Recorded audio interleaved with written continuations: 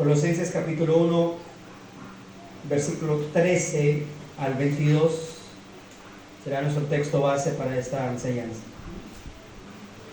Dice la palabra, si estamos ahí, Colosenses capítulo 1, versos 13 al 22. Dice la palabra, el cual, hablando de Dios el Padre en contexto, nos ha librado de la potestad de las tinieblas y trasladado al reino de su amado Hijo, en quien tenemos redención por su sangre, el perdón de pecados.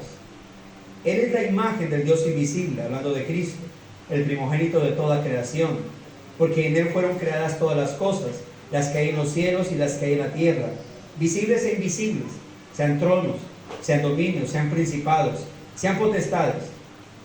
Todo fue creado por medio de Él y para Él. Y Él es antes de todas las cosas, y todas las cosas en Él subsisten. Y Él es la cabeza del cuerpo, que es la iglesia, el que es el principio, el primogénito de entre los muertos, para que en todo tenga la preeminencia, por cuanto agradó al Padre que en Él habitase toda plenitud. Y por medio de Él reconciliar consigo todas las cosas, así las que están en la tierra como las que están en los cielos, haciendo la paz mediante la sangre de su cruz. Y a vosotros también, que eras en otro tiempo extraños, enemigos en vuestra mente, haciendo malas obras, ahora os ha reconciliado en su cuerpo de carne, por medio de la muerte, para presentarnos santos y sin mancha e irreprensibles delante de Él. Nuestro sermón el día de hoy, es el cuarto pilar del cristianismo bíblico, o la cuarta sola de la Reforma Protestante, Solus Christus. Primero, recordemos una vez más que la fortaleza de una iglesia local depende de las verdades bíblicas que la sostengan, algo que no podemos olvidar, y que es la razón por la que toda iglesia bíblica entonces necesita no solo conocer estas verdades, sino también abrazarlas como principios eclesiásticos y proclamarlos de una manera que esto garantice que también serán conocidos y defendidos por las próximas generaciones. Es nuestro ruego que 15, 20 años después, quienes estén defendiendo estas verdades, no solamente seamos nosotros, sino aquellos a quienes hoy vemos como niños o adolescentes. Por otro lado, y respecto a las 5 solas de la Reforma Protestante, a las que también se conocen como los 5 pilares del cristianismo bíblico, debemos tener en cuenta 3 asuntos que hace 8 días también los mencionamos. 1, que estos 5 pilares, hace 15 días, que estos 5 pilares representan al verdadero cristianismo, por lo tanto deben ser conocidos y estudiados por todas las generaciones. Segundo, que estos 5 pilares siempre han estado marcados en las Escrituras, solo que volvieron a ser ampliamente reconocidos a partir de la Reforma Protestante del siglo XVI. Y tercero, que estos 5 pilares o 5 solas pues deben seguir siendo defendidos y enseñados con vehemencia, y sobre todo con las Escrituras en la mente y el corazón. Ahora, estas palabras o estas frases que usted ha escuchado como sola, solus, soli, ¿qué significan? Solamente o solo por, sola fide, solo por fe, sola escritura, solamente las escrituras, sola gratia, solo por gracia, solus Christus, solo por Cristo. Y estas solas no solamente articularon las 5 creencias fundamentales de la Reforma Protestante, sino que se convirtieron en 5 verdades fundamentales del cristianismo. Cuando uno aprende el concepto que hay detrás de cada una de las 5 solas, uno explica lo que realmente nosotros creemos como iglesia cristiana. Y esas 5 verdades pues estuvieron en la lucha de los reformadores y reformadores a partir de lo que es el siglo XII, siendo utilizadas por ellos mismos en sus escritos, en sus comentarios bíblicos, e incluso tanto en catecismos como en confesiones eclesiásticas. Por ello hoy en día siguen, hermanos, y deben seguir siendo los pilares del cristianismo bíblico, representando no solamente el corazón de la teología reformada, sino también las verdades no negociables del evangelio genuino de Dios. Ahora, de estos 5 pilares ya hemos visto 3. sola escritura, que es la base de todos los 5 pilares, donde puesto que es la fuente de toda doctrina cristiana. Ya vimos sola fide, que es el único medio divino que nos conecta a Cristo y con Cristo, quien a su vez es la única fuente de toda bendición espiritual proveniente del Dios y Padre. Y ya vimos sola gratia hace 8 días, donde podemos ver que todo bien espiritual que tenemos de parte de Dios, lo tenemos por la pura gracia de Dios en Cristo. Sin la gracia de Dios no pudiésemos obtener absolutamente nada por sí mismos de parte de Dios. Y ahora nos encontramos con la cuarta sola, que es solus Christus, que pudiésemos traducir como solo por Cristo, o solamente a través de Cristo. En escuelas dominicales, precisamente las que hemos estado enseñando, claramente hemos expresado que ni los precursores de la Reforma, ni los reformadores a partir de Martín Lutero, buscaban en algún momento dividir la iglesia de Roma. Porque para ellos, la iglesia en donde estaban era la iglesia de ¿quién? De Cristo. O sea, para ellos, la iglesia a la cual pertenecían era la iglesia de Cristo, la que el Señor había establecido juntamente con los apóstoles. No obstante, estos hombres, al empezar a observar y al estar convencidos de que las escrituras son infalibles e inerrantes por encima de cualquier autoridad humana, su protesta constante, por la cual empezaron incluso o se atreven a dar su vida, consistía en el llamado a nuevamente reconocer no solamente la escritura como inspirada por Dios y suficiente para la salvación, sino que por lo que en ella estaba contenido era también el llamado a volver a reconocer a Cristo como el único mediador entre Dios y los hombres. ¿Y a qué se debía esto? A que la iglesia romana mantuvo y sigue manteniendo que hay un purgatorio donde las almas son detenidas allí y pueden ser ayudadas a salir por las oraciones intercesoras de un sacerdote y especialmente las oraciones del Papa. También siguen defendiendo que los santos de las Escrituras deben ser venerados y por lo tanto invocados. Y no solamente ellos, sino aquellos a quienes las autoridades eclesiásticas canonicen, considerándolos como dignos, como santos dignos de tal veneración e incluso de poder interceder por nosotros en el cielo. Esta es la razón, hermanos, por la que la feligresía católica sigue creyendo que sus familiares, incluso fallecidos, también pueden recibir las oraciones de ellos acá en la tierra. Y por ello, Martín Lutero, en respuesta y queja contra la venta de indulgencias ordenadas por el Papa León X, que contrató a Johann Texel para promover la venta de indulgencias, en respuesta a eso, Lutero realizó 95 declaraciones, enunciados o tesis, como se le ha llamado, que luego clavó en la puerta de la catedral de Wittenberg un 31 de octubre de 1517. Por eso, mientras el mundo conmemora el Día de los Muertos a través de todas esas festividades, nosotros estamos recordando las hazañas de estos hombres de Dios, siendo esta la protesta por parte de Lutero la que terminó siendo el movimiento reformador y transformador de la iglesia, y no solo de la iglesia, de toda la sociedad entonces, ya que esto dio inicio a todo un movimiento que impulsó a revisar no solo la doctrina de la venta de indulgencias, sino también toda la teología que la iglesia de Roma practicaba y enseñaba, siendo esto lo que dio origen a estas 5 solas que se fueron convirtiendo no solamente en famosas y contundentes frases, sino en los pilares del cristianismo bíblico.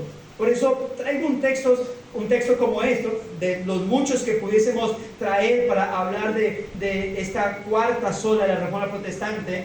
Traigo en este caso el texto de Colosenses capítulo 1, versículo 13 al 22, y que sin ser muy exhaustivo, quiero que observemos brevemente lo que enseña un texto como estos respecto a nuestro Señor Jesucristo, porque textos como estos, hermanos, fueron los que llevaron a hombres de Dios a estar dispuestos incluso a entregar su vida, si era necesario, por proclamar un evangelio realmente cristocéntrico, hermanos. Así que voy a darles 6 puntos que se encuentran en este texto de Colosenses, que serán como un bosquejo de 6 puntos, de ahí para allá. Ahí le doy el dato a sea al hermano Álvaro o al hermano Andrés, si quieren tomarlos y exponerlos o profundizar en ellos, pero también obviamente para todos.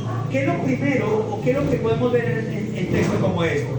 En este texto de Colosenses. Primero, que es Dios quien nos libra del poder y terror del pecado para colocarnos en el reino de Cristo su Hijo.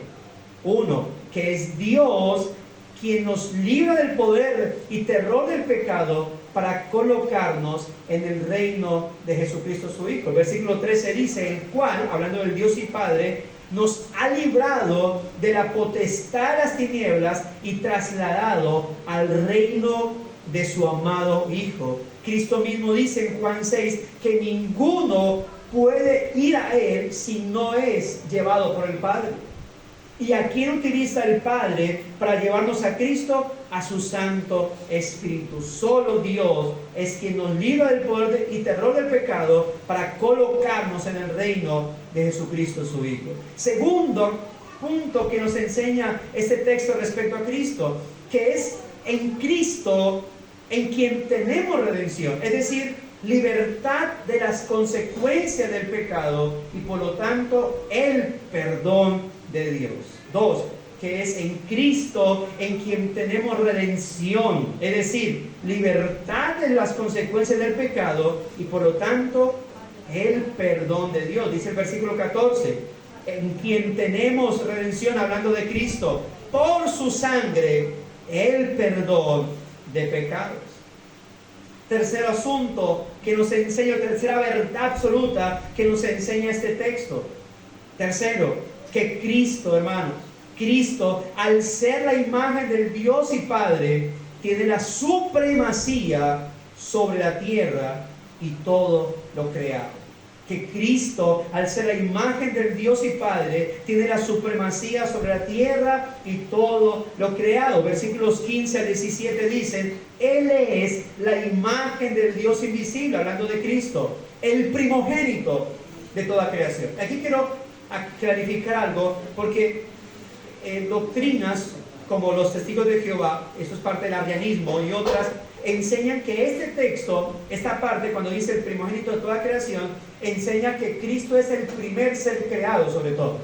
Pero eso es falso, porque la forma en como el texto desde su original está compuesto da a entender, cuando dice que Él es el primogénito de toda creación, no quiere decir que Cristo es el primer ser creado de toda la creación, sino que Cristo lleva la primacía de la creación. ¿Y por qué? Por lo que dicen los siguientes versículos.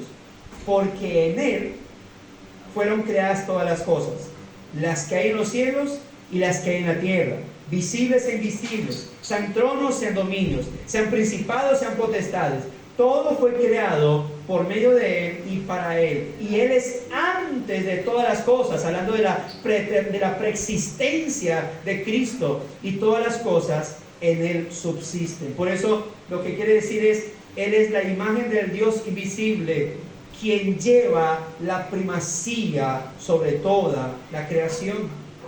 Cuarto punto o cuarta verdad absoluta que nos enseña este texto, que Cristo es la única cabeza, dueño y Señor de la iglesia. Que Jesucristo es la única cabeza, dueño y Señor de la iglesia. Versículo 18 al 19. Dice, y Él es la cabeza del cuerpo que es la iglesia, el que es el principio, el primogénito de entre los muertos, para que en todo tenga la preeminencia, lo que estaba diciendo ahorita, por cuanto agradó al Padre que en Él habitase toda plenitud. Cristo es la única cabeza. La cabeza de una iglesia local no es el pastor. La cabeza de la iglesia de una denominación, como dicen algunas iglesias, no es el superpastor que manda a los demás pastores. La cabeza de la iglesia no es el Papa. Él no es el Santo Padre, como lo determina la misma Iglesia Católica. Cristo es la única cabeza y por lo tanto dueño y señor de la iglesia. Por eso todo autoritarismo del liderazgo sobre la iglesia es prohibido por la palabra del Señor. Quinta verdad absoluta acerca de Cristo, que Jesucristo, al ser la única cabeza de la iglesia, es por tanto el único por quien podemos acercarnos a Dios y Padre para ser reconciliados con Él. ¿Qué? Que Jesucristo, al ser la única cabeza de la iglesia, es por tanto el único por quien podemos acercarnos al Dios y Padre para ser reconciliados con Él. Versículo 20 dice: y por medio de Él, de Cristo, reconciliar consigo todas las cosas, así las que están en la tierra como las que están en los cielos, haciendo la paz mediante la sangre de su cruz. Y sexta verdad de este texto que hemos traído como texto base, que solo por Cristo y su sacrificio en la cruz pasamos de ser extraños y enemigos de Dios a santificados y justificados hijos de Dios. Repito, que solo por Cristo y su sacrificio en la cruz pasamos de ser extraños y enemigos de Dios ¿a qué? A santificados y justificados hijos de Dios. Versículos 21 y 22. Y a vosotros también, que erais en otro tiempo extraños y enemigos en vuestra mente, haciendo malas obras, ahora os ha reconciliado. ¿Quién? Dios, en su cuerpo de carne, hablando de Cristo, por medio de la muerte, para presentarnos santos y sin mancha e irreprensibles delante de Él. Esto es justificación, mis hermanos. Mis hermanos, por textos bíblicos y verdades como estas, es que los reformadores y los antecesores de ellos enseñaron que la salvación es solamente es por gracia y mediante la fe solo en Cristo y su obra. Por ejemplo, permítame citar a uno de esos personajes que no menciono dentro de aquellos que forman parte de la Reforma o en nuestra escuela dominical: Juan Calvino o John Calvin. En su Institución de la Religión Cristiana, uno de sus más preciados escritos, el libro, precisamente el libro segundo, capítulo 16, párrafo 2, observe lo que Calvino dice o escribe respecto de Cristo. Entonces intervino Cristo, e intercediendo por nosotros, tomó sobre sus espaldas la pena y pagó todo lo que los pecadores habían de pagar por justo juicio de Dios, que expió con su sangre todos los pecados que eran causa de enemistad entre Dios y los hombres, que con esta expiación se satisfizo al Padre y se aplacó su ira, que Él, Cristo, es el fundamento de la paz entre Dios y nosotros, que Él es el lazo que nos mantiene en su favor y gracia. Observe estas afirmaciones, hermanos. Gente que está en contra, por ejemplo, de personas como Calvino, y no dice: espérate, tú estás en contra de verdades como estas que marcan la suficiencia del sacrificio de Cristo y dan a entender la salvación solo por gracia mediante la fe solo en Cristo. Otro ejemplo que tenemos, amados hermanos, de cómo estas verdades se mantenían en la fe y en la promulgación de estos hombres en sus escritos o en sus confesiones o catecismos. Otro ejemplo es el catecismo de Heidelberg, un catecismo elaborado por Zacarías Ursino y Gaspar Oleviano. ¿Quiénes son ellos? Uno es discípulo de Juan Calvino y el otro discípulo de Felipe Melanchthon. ¿Se acuerda de Felipe Melanchthon? La mano derecha ¿de quién? Lo dije en la escuela dominical, de Martín Lutero. Ellos dos elaboraron este catecismo. Y la pregunta 30 de este catecismo dice, escuche: ¿cree pues también en el único Salvador Jesús aquellos que buscan su salvación y felicidad en los santos o en sí mismos o en cualquier otra parte? Y la respuesta que le dan a esa pregunta es no. No creen realmente en Jesucristo como el único Salvador. ¿Por qué? Porque aunque de boca se gloríen de tenerle por Salvador, de hecho niegan al único Salvador Jesús, pues necesariamente resulta o que Jesús no es perfecto Salvador, o que aquellos que con verdadera fe le reciben por Salvador tienen que poseer en Él todo lo necesario para su salvación. Note la proclamación de solo por Cristo que estas personas hacían. Y pudiésemos citar, hermanos, con la misma confesión de fe nuestra en el capítulo de Cristo el mediador, pudiésemos citar muchas confesiones, escritos de esos tiempos que proclaman la cristocentricidad en la salvación de la fe del creyente. Y es por ello que solo nuestro texto de Colosenses 1, 13 al 22 nos confirma, hermanos, que ciertamente Cristo es la única cabeza, único dueño y Señor de la iglesia, y por lo tanto el único por quien podemos acercarnos al Dios y Padre para ser reconciliados por Él. No hay, hermanos, no existe otro camino más. ¿Y por qué se debe recalcar una verdad como estas? Porque una de las deprimentes decadencias doctrinales de la religión de la iglesia de Roma, quien había surgido, hermano, de las mismas enseñanzas apostólicas de aquellos hombres escogidos por Cristo, ahora habían adulterado la posición de los obispos sobre la iglesia. Recuerden que las escrituras nos enseñan que estos obispos fueron puestos sobre la iglesia por los apóstoles, como también pastores y ancianos, para guiar a la iglesia por el camino de Cristo y hacerlo mediante la fiel enseñanza de las Escrituras. No obstante, ¿qué hizo Roma?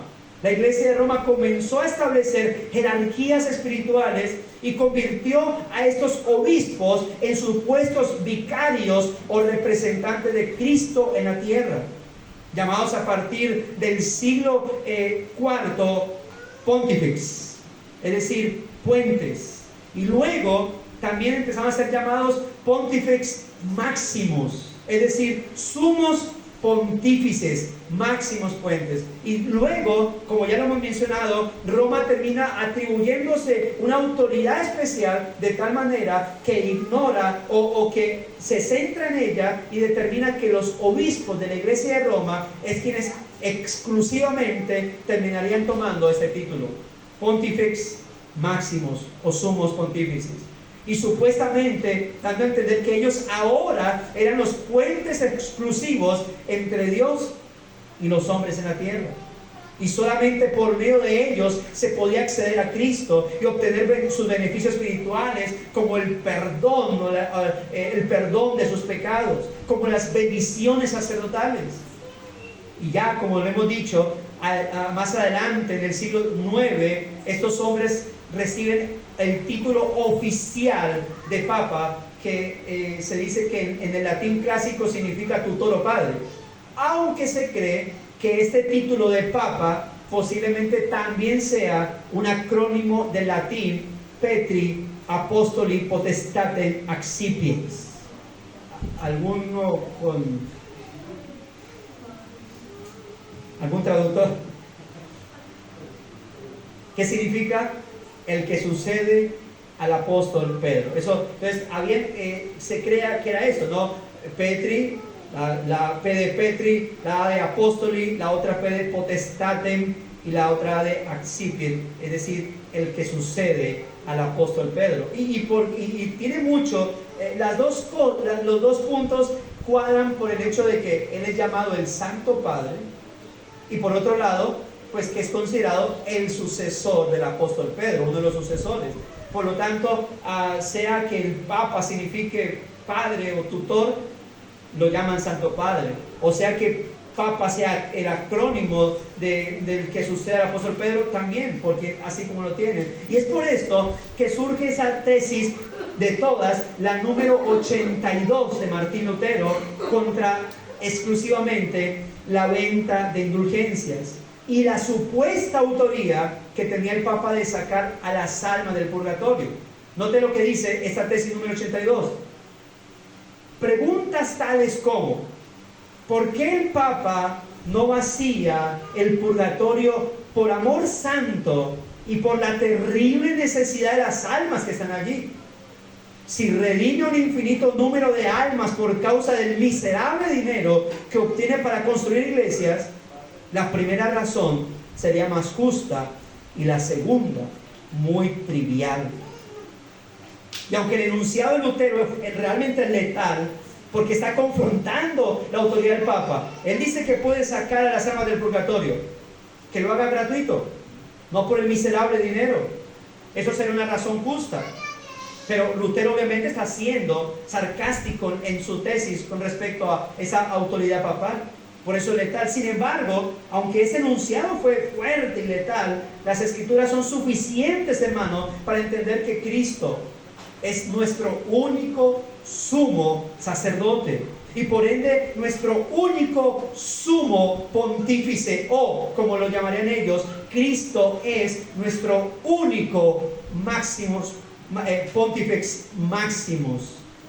Bien podemos recordar, hermanos, que en el antiguo pacto la labor de un representante de Dios ante los hombres y a favor de los hombres la tenían ¿quiénes? Los sacerdotes, ¿verdad? Y el sumo sacerdote.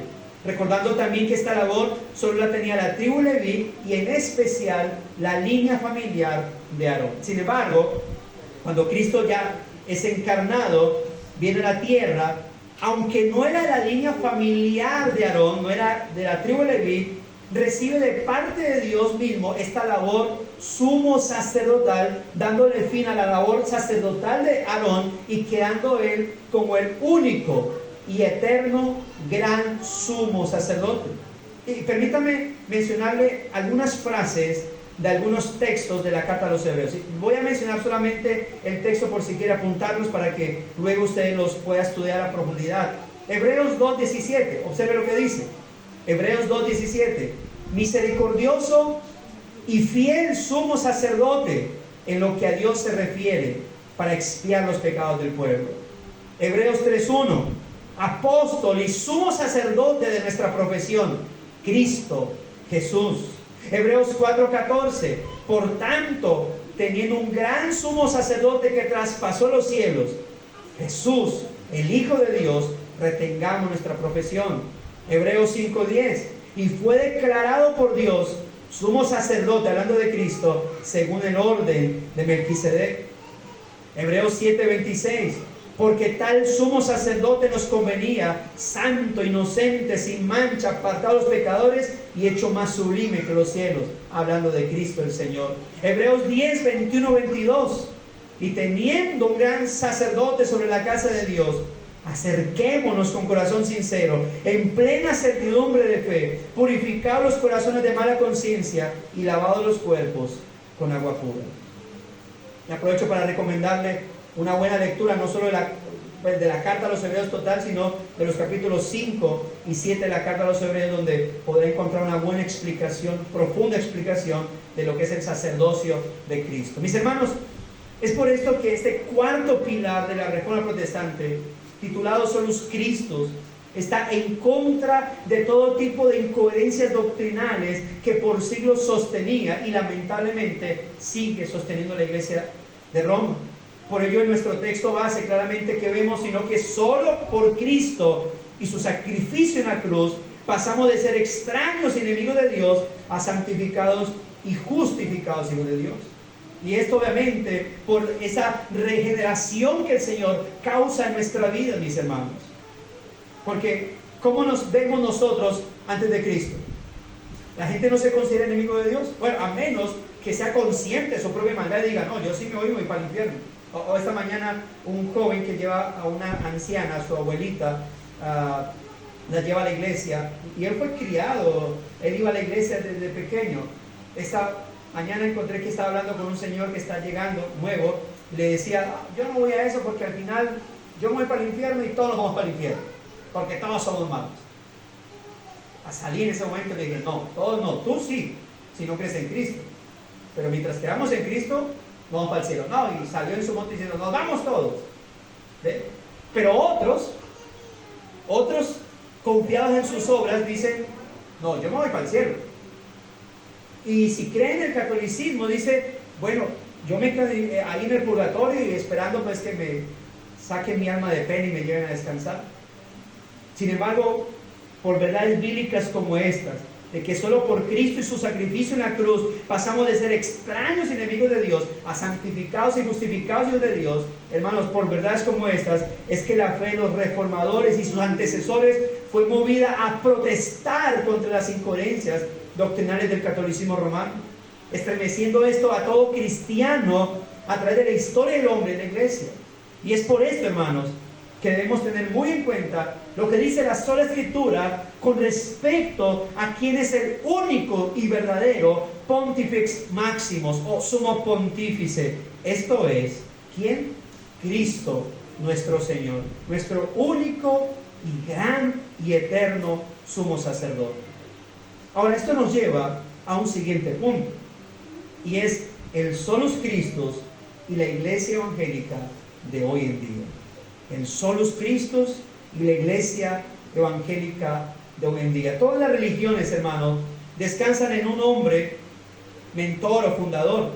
Si uno habla del budismo, Siddhartha Gautama, conocido como Buda.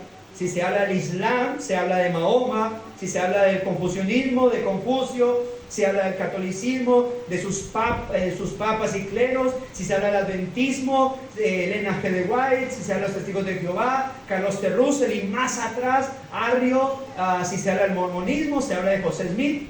Y así pudiésemos mencionar cómo todas esas sectas tienen sus promotores. No obstante, y como lo vimos en nuestro texto de Colosenses 1, para el cristianismo legítimo, Cristo no es un mero maestro o profeta humano y gran iluminado. Cristo es el Dios mismo hecho hombre. Cristo es la imagen del Dios invisible. Cristo es el creador del cielo y la tierra y todo lo que en él hay. Cristo es cuyo nombre ni aun los cielos pueden contener. Cristo es la única cabeza, dueño y Señor de la iglesia. Cristo es el único por quien solo podemos acercarnos al Padre. Por eso, si bien todas esas falsas religiones hoy en día se mantienen, han podido continuar propagando sus respectivas enseñanzas, aun cuando sus fundadores están muertos, esto no sería posible con el cristianismo. No sería posible concebir un verdadero cristianismo sin la presencia de Cristo, hermanos. ¿Por qué? Porque el verdadero fundamento de todo lo que nosotros creemos como cristianos es Cristo. Sin embargo, lamentablemente, hoy en día hay muchas congregaciones llamadas evangélicas, con su título afuera, iglesias cristianas, tal, que sin darse cuenta han sacado a Cristo de sus púlpitos. ¿Por qué? Porque sus enseñanzas ahora son antropocéntricas, motivacionales, positivistas, mundanas. Y por esta causa, ante Dios que honra a su Hijo, dichas congregaciones no pueden ser llamadas iglesias cristianas, aun cuando muchas de esas iglesias de seguro hacen muchas buenas obras. Muchas de esas iglesias de seguro hacen de corazón tal vez lo que están haciendo. Pero por Cristo haber salido de sus púlpitos, por Cristo haber salido de su evangelio, de la proclamación de su evangelio, de su vida, amados hermanos, no pueden ser catalogadas como cristianas. El gran problema que existe hoy en día en la sociedad, tanto no evangélica como en la denominada evangélica, proviene de un pensamiento humano que tiene como base su propia bondad y justicia. La garrafal idea de creer que los hombres, desde la parte moral, pueden ser lo suficientemente buenos como para pasar la prueba de aceptación ante Dios, como si Dios dependiera de nuestro comportamiento humano para darnos el permiso de entrar ante su presencia. Sin embargo, eso es lo que se promueve hoy en día. La gente o esa filosofía no es cuál es la verdadera religión. Lo importante es hacer buenas obras. Lo importante no es estar o pertenecer a un grupo religioso. Lo importante es que tú te portes bien. Y ya es suficiente. Dios te salvará y te llevará al cielo. Pero hermanos, esto realmente es un pensamiento no solamente humano, sino diabólico, que ha llevado aún a la iglesia evangélica a no creer de manera certeza y absoluta que Cristo sea lo único necesario, el único camino para nuestra salvación. Y esta es la causa de la tolerancia religiosa que hoy existe entre las iglesias de diferentes fuentes doctrinales. Hoy en día, por esto el ecumenismo está en su máximo avanzar, promoviendo una hermandad entre diferentes religiones con la falsa de que todos creen en el mismo Dios, solo que con diferente nombre. Y de esta manera, ¿qué pasa, mis hermanos? Sino que el descenso de la evangelización de las naciones que están fuera de la doctrina bíblica y por lo tanto de Cristo se hace más fuerte cada día. Ese sincretismo y ecumenismo. Ahora, hay un ecumenismo que es aceptable a la luz de la palabra, pero otro que es falso. Cuando hablo de un ecumenismo que puede ser aceptable es cuando hablamos de hermanos que son bautistas, hermanos que son presbiterianos y aún hermanos que pueden ser arminianos y podemos caminar en una misma, en ese caminar de Cristo y siempre defendiendo el Evangelio. Podemos considerarnos hermanos aun cuando no tengamos cierta coinonía doctrinal por algunos asuntos o aspectos en particular, pero que en la centralidad, en las doctrinas cardinales, estamos caminando por la misma senda. Cristo es el Señor de todo. Cristo es el Dios hombre. Cristo es el único Salvador. La Escritura es plenamente inspirada por Dios. Nuestro Dios trino es un Dios único y verdadero. Doctrinas cardinales que nos pueden llevar por la misma senda. Sin embargo, cuando el ecumenismo nos lleva a simplemente aceptar cualquier enseñanza, oh, tú no crees en la Trinidad, no importa, si tú eres bien, eres mi hermano. Oh, tú crees que Cristo es el arcángel Miguel en el Antiguo Testamento. Bueno, tú crees que Cristo no es preexistente. Bien, está bien, pero tú haces bien, bien. Bueno, mi hermano el testigo de Jehová, mi hermano el adventista, mi hermano el unitario, mi hermano el mormón, mi hermano el marianista, solo que también no de todo. Y esto es lo que hoy en día está sucediendo, hermanos. Esto es lo que hoy en día está pasando. Por esta causa, solos Cristos no quiere decir que no creamos en Dios Padre, ni en Dios Espíritu, sino que Cristo es el único camino para poder llegar a nuestro eterno Dios y Padre, quien a su vez le ha dado la labor al Espíritu Santo de convencernos de pecado, de justicia y de juicio, y llamarnos al camino de Cristo, para que por medio de Cristo, para que por medio de Él, el Espíritu de Dios, Cristo cada día sea glorificado y formado en nuestras vidas. Nuestro texto base, Colosenses 1, hermano, es clarísimo y concuerda totalmente con esa gran afirmación que Cristo mismo hizo en ese texto conocido de Juan 14:6. ¿Cuál fue la afirmación del Señor? Yo soy el camino, yo soy la verdad, yo soy la vida. Nadie viene al Padre sino por mí. Y ese texto, hermano, desmorona de manera categórica toda postura sincrética o ecuménica que pretende presentar varios caminos o fórmulas para llegar a Dios. Y por eso es falso y es diabólico esa idea de que todos los caminos conducen a Dios. Sin embargo, se puede clarificar algo. Claro, toda secta, toda doctrina te lleva a Dios, el Dios juez. Pero si hablamos del Dios y Padre, si hablamos del Dios Salvador, solo Cristo nos lleva hacia Él. Si algún cree que todos los caminos conducen a Dios, te llevará a Dios, pero te llevará para decirte: apartado de mí, malditos al fuego eterno. Pero si vas por Cristo, te llevará al Dios y Padre que dirá: venid, bendito mío, al reino que he preparado para ti. Por eso es diabólico ese pensamiento de creer que cualquier camino religioso me lleva hacia el Padre para la salvación, porque las Escrituras enseñan algo totalmente opuesto, y fue justamente aquello por lo que los apóstoles, sus discípulos, sus compañeros de misión evangélica, y luego los padres de la iglesia, y siglos después los reformadores y reformadores, estuvieron dispuestos a dar sus propias vidas por esa verdad, mis hermanos. Mis hermanos, si Jesucristo afirmó entonces que Él es el camino, la verdad y la vida, ¿qué significa esto? Sino que otro camino que no sea Cristo es totalmente un camino de muerte. Que cualquier otra verdad que no sea la de Cristo es totalmente una mentira que lleva a la muerte. Y que cualquier otro tipo de supuesta vida, aparte de la que solo da Cristo, es simplemente muerte. La verdad absoluta, mis hermanos, es que no hay otro medio entonces para llegar a Dios, sino a través de solus Christus, solo a través de Cristo el Señor.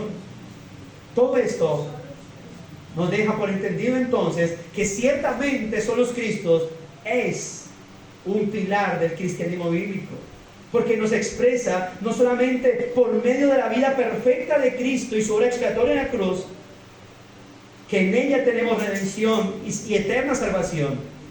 Este pilar también define el origen y la realidad de lo que es el cristianismo verdadero. Por esta causa los reformadores y sus antecesores se opusieron a exaltar cualquier cosa que no fuera la suficiencia de Cristo para la salvación.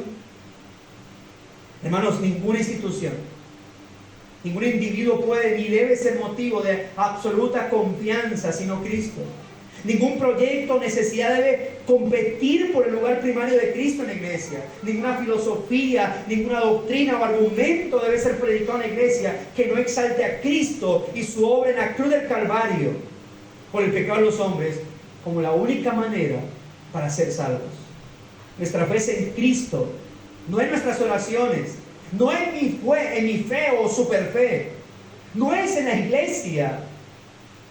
Solo Cristo es nuestro Salvador y solo Él es el único digno de toda confianza. Hermanos, y esto debe ser un pilar para el cristianismo, porque tanto que la iglesia evangélica juzga a la iglesia católica porque ellos creen en el Santo Papa, ellos confían en su Papa, en que los va a salvar. Pero ¿qué es lo que ha pasado hoy en día con el denominacionalismo? Si no es lo mismo, mis hermanos. Esa idea acerca de voy al sacerdote porque él puede orar por mí, porque él solamente puede escuchar. Gloria a Dios que esto ya no es parte de las creencias de esta iglesia, pero creo que todos crecimos en esa corriente evangélica, o la mayoría crecimos donde le pedíamos oración al pastor porque creíamos que el pastor tenía más comunión con Dios que nosotros, donde le pedíamos oración, imposición, porque el pastor de alguna manera nos conectaba con Dios. Y creo que estamos viendo hoy en las iglesias cristianas, sino esto: hey, trae ofrenda para que pactes por la salvación de tus seres amados. ¿Cuánta confianza tienes en que Dios pueda hacer un milagro para salvar a tu familiar? Ofrenda y pacta por eso. ¿Eso no es venta de indulgencias? Sí, de otra manera, de otra forma. Las denominaciones tienen su super pastor o su super papa.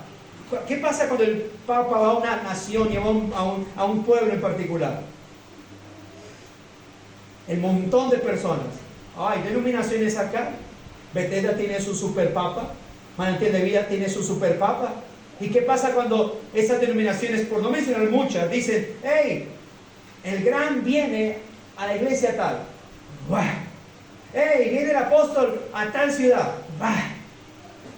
¿Eso es lo que hace la iglesia de Roma con su papa?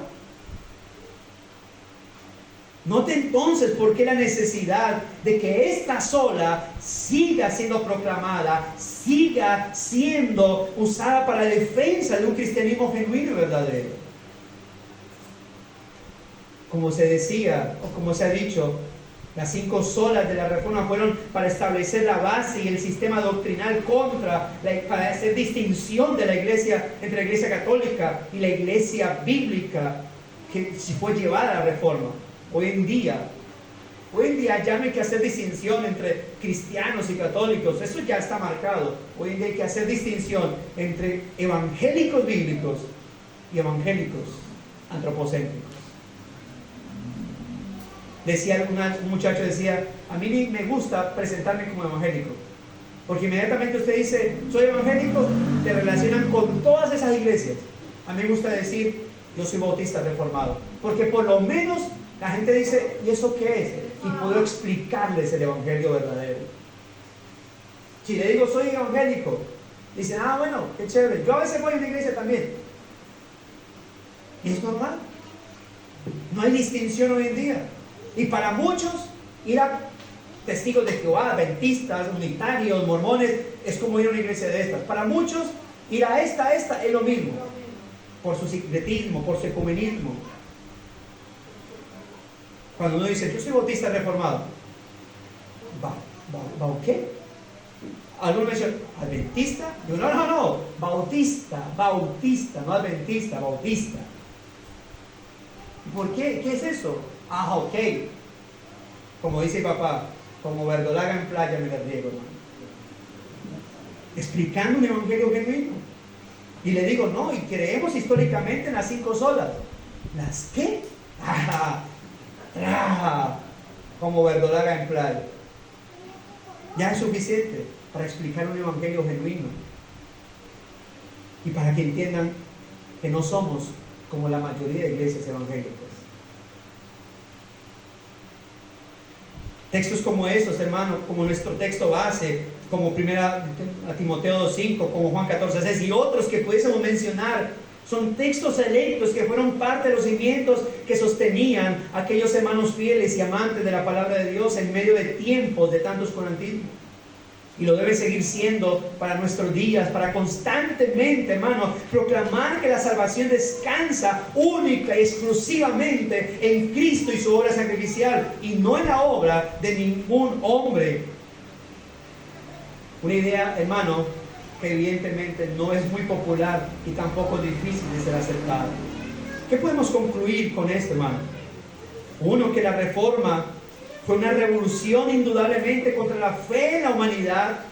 Fue también el restablecer en la mente de los hombres la idea de que Dios es el único que nos salva y que nosotros no lo encontramos, que Él nos encontró a nosotros, que nosotros no promovimos nuestra reconciliación con Él, que Él nos reconcilió consigo mismo a través de Cristo. El grito de lucha de estos hombres de la reforma era que Cristo es la única forma de conocer cómo es Dios, la única manera de tener relación con el Padre como hijos en lugar de juez y condenado. Solo Cristo es la única manera de satisfacer la justicia de Dios y aplacar la ira de Dios sobre nosotros como hombres dignos de condenación. Para los cristianos, hermanos, hemos de estar cada día agradecidos por el hecho de que hubo un tiempo en el cual no veíamos nada de la gloria de Cristo, tal vez incluso ya siendo evangélicos, hasta que Dios por su Espíritu iluminó en nuestros corazones la luz del Evangelio, la gloria de Cristo, para que de esta manera no solo viésemos a un hombre clavado en la cruz, sino al único justo de la tierra, siendo tratado como si fuera un injusto y pecador, como lo fuimos nosotros antes de Cristo. Mis hermanos, esto nos llama a defender y proclamar con vehemencia estas verdades, porque si esto no es lo que se proclama como evangelio, si esto no es lo que se reitera en una congregación, si esto no es lo que se profundiza constantemente, entonces dichas congregaciones locales no están proclamando un evangelio genuino, un evangelio real, y no pueden considerarse iglesias cristianas. Y esto no es religiosidad, esto, hermanos, no es fanatismo, esto no es sectarismo, esto es simple y sencillamente certeza y convicción bíblica de lo que las Escrituras dicen del Señor Jesucristo, el Hijo, el Mesías enviado por Dios el Padre. Y para tanto, mis hermanos, como para aquellos que no sean creyentes, aun cuando participen de nuestra vida congregacional, quiero recordarles los puntos extraídos de nuestro texto base. 1, que es Dios quien nos libra del poder y terror del pecado para colocarnos en el reino de Jesucristo, su Hijo. 2, que es en Cristo en quien tenemos redención, es decir, libertad de las consecuencias del pecado y por lo tanto el perdón de Dios. 3, que Cristo, al ser la imagen del Dios y Padre, tiene la supremacía sobre la tierra y todo lo creado. 4, que es Cristo la única cabeza, dueño y señor de la iglesia. 5, que Jesucristo, al ser la única cabeza de la iglesia, es por tanto el único por quien podemos acercarnos al Dios y Padre para ser reconciliados con Él.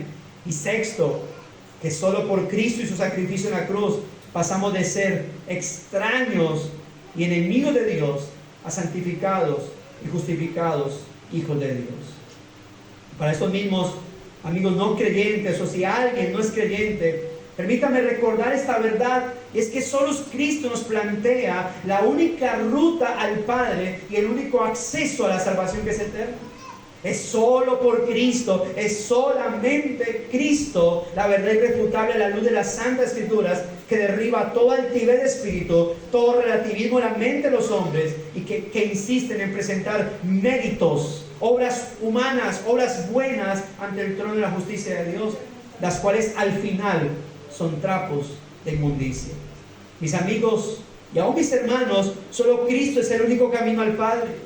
Solo Cristo es el único mediador entre Dios y los hombres. Solo Cristo es en quien podemos obtener salvación. Solo Cristo es el único y gran sumo sacerdote ante el Dios y Padre. Tomar cualquier otro camino para la salvación nos lleva a muerte eterna. No existe otro ser en esta tierra por quien podamos ser salvos. Algunos dicen Cristo y mamita María. No. Algunos dicen Cristo y mi buen comportamiento. Algunos ni siquiera mencionan a Cristo. Pero no es solo Cristo más otro. Es solo y únicamente Cristo.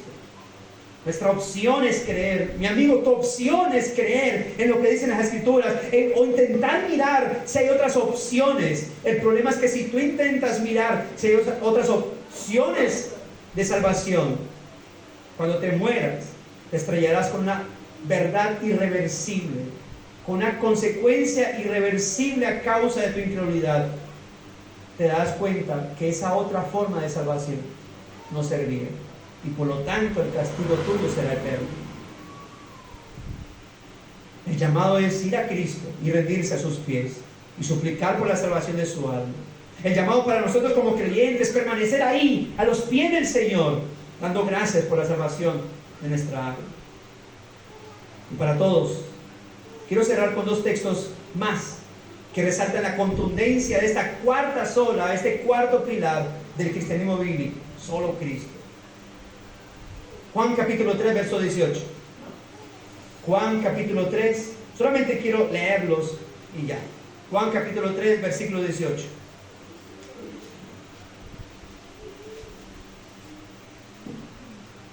Note lo que dice: el que en él cree, hablando de Cristo, no es condenado, pero el que no cree ya ha sido condenado porque no ha creído en el nombre del unigénito Hijo de Dios. Versículo 36: el que cree en el Hijo tiene vida eterna, pero el que rehúsa creer en el Hijo no verá la vida, sino que la ira de Dios está sobre él. Y Hechos capítulo 4, versículo 11 y 12 dice: este Jesús es la piedra reprobada por vosotros los edificadores, la cual ha venido a ser cabeza del ángulo, y en ningún otro hay salvación, porque no hay otro nombre bajo el cielo dado a los hombres en que podamos ser salvos. Por estas razones, hermanos, solo Cristo, sin duda alguna, es el cuarto pilar del cristianismo bíblico y verdadero. Y antes de orar para quedar despedidos, quiero que entonemos un canto. Está en la página 10, en la parte de los himnos. Página 10 de los himnos. El himno Prefiero a Cristo.